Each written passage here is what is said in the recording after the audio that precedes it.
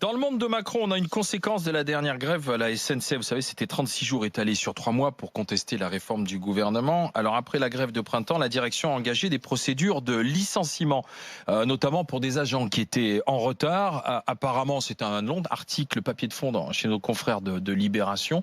Ça licencie à tout va. C'est vrai ça, Anas Kazib?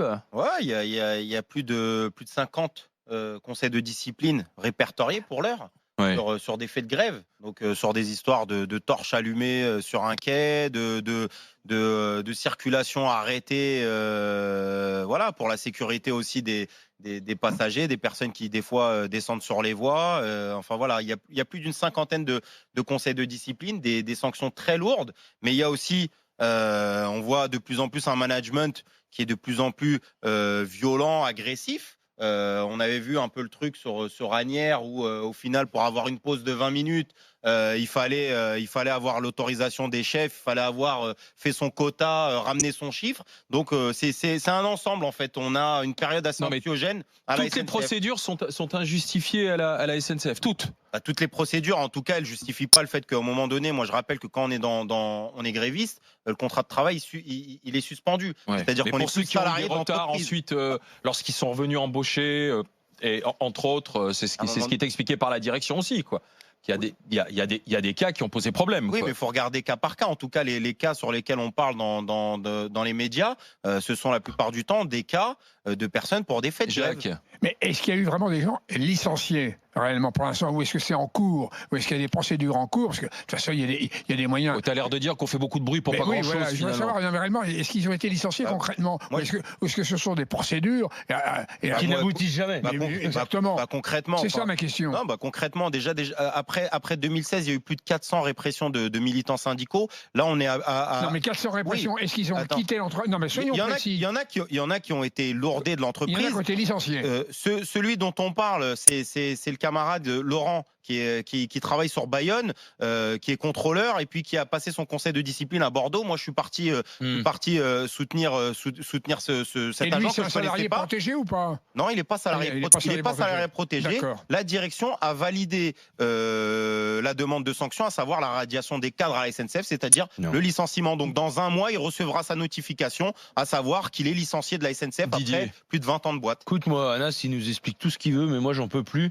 Des lendemains de grève qui commencent par suite à la difficulté de mise en place lors du départ du train, le train a 1 heure de retard, quoi. Parce que ça, c'est systématiquement les lendemains de grève, systématiquement les lendemains de jours chômés, t'as des retards qui sont en cascade derrière le fait que le train ne sort pas à l'heure. Moi, je suis désolé. C'est lié, ça.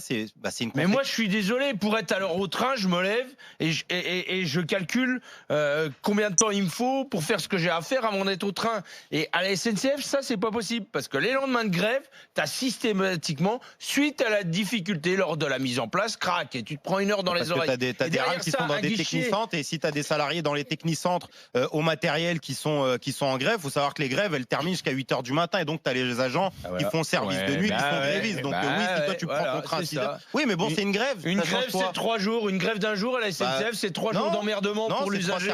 Sur une 24 heures, c'est 3 jours d'emmerdement pour l'usager. Ça change quoi? Et derrière ça, un guichet qui te répond. Si ça change pour le client, un guichet qui te répond, t'as qu'à prendre le train précédent alors que c'est le premier le matin. Et ben franchement, je te dis que j'en ai marre de la grève. Il faudra voir si toutes les procédures qui ont été enclenchées, si elles arrivent. C'est ça. Moi, quand je lis le chiffre déclaré de 660 personnes licenciées, bilan social de la SNCF. J'aimerais bien aller voir combien il y en a qui ont été licenciés derrière des procédures suite à des grèves. J'aimerais bien voir. C'est le bilan social de la SNCF en 2017, c'est même pas celui de 2018. Et dans le bilan social, alors, est-ce qu'il y a aussi beaucoup de démissions?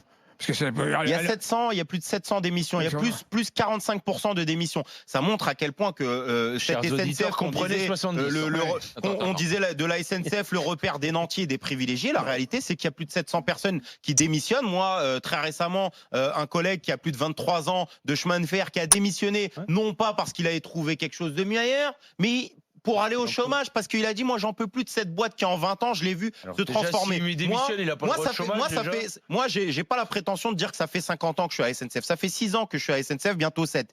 Moi, déjà, du peu de temps que je suis passé, j'ai vu les effectifs fondre comme neige au soleil et j'ai vu la transformation managériale de la SNCF en 6 ans. Alors, j'imagine celui qui, ça fait 30 ans qu'il est à la SNCF, comment il a vu la boîte tourner, puis de se dire à un moment donné, j'ai plus envie de me lever le matin, j'ai plus envie de faire les 3-8, j'ai plus envie de bosser le week-end pour cette boîte-là, et ça, on peut le comprendre.